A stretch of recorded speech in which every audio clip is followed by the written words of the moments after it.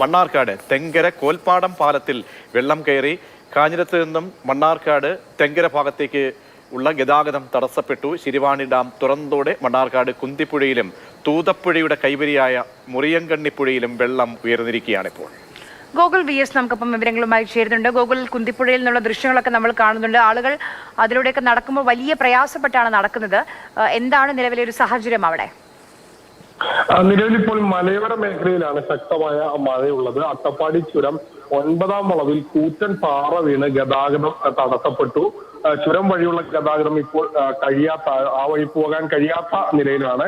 ആനമൂലി, മുക്കാലി check പോസ്റ്റുകളിൽ നിന്നും വാഹനങ്ങൾ ഇപ്പോൾ കടത്തിവിടുന്നില്ല. കാരണം ആ വഴി വലിയൊരു കൂറ്റൻ പാറ വീണതുകൊണ്ട് അത് മുറിച്ചു മാറ്റാൻ കൂടുതൽ സമയം വേണ്ടിവരും എന്നുള്ളതാണ് അതിന് പ്രധാനമായി കാരണം നിൽക്കുന്നത്. അതോടൊപ്പം തന്നെ മണ്ണാർക്കാട് മേഖലയിലും ശക്തമായ മഴ ഈ മേഖലയിൽ തുടരുന്നുണ്ട്. തെങ്കര കോൽപ്പാടം പാലത്തിലാണ് വെള്ളം കയറിയത്.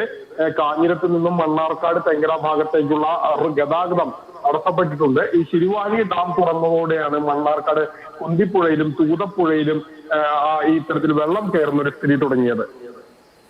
ശരി, ഗൂഗിളാണ് വിവരങ്ങൾ നൽകിയത്. ഇപ്പോൾ 3 ജില്ലകളിൽ വയനാട്, തൃശ്ശൂർ, കാസർഗോഡ് ജില്ലകളിലാണ് ഇപ്പോൾ അവധി പ്രഖ്യാപിച്ചിരിക്കുന്നത്. കാരണം കനത്ത മഴയെ തുടർന്നാണ്. മറ്റ് ജില്ലകളിലുമൊക്കെ അവധിക്ക് ഉള്ള സാധ്യതകൾ കാണുന്നുണ്ട്. കാരണം അങ്ങേയറ്റത്തെ മഴ പെയ്യുകയാണ്.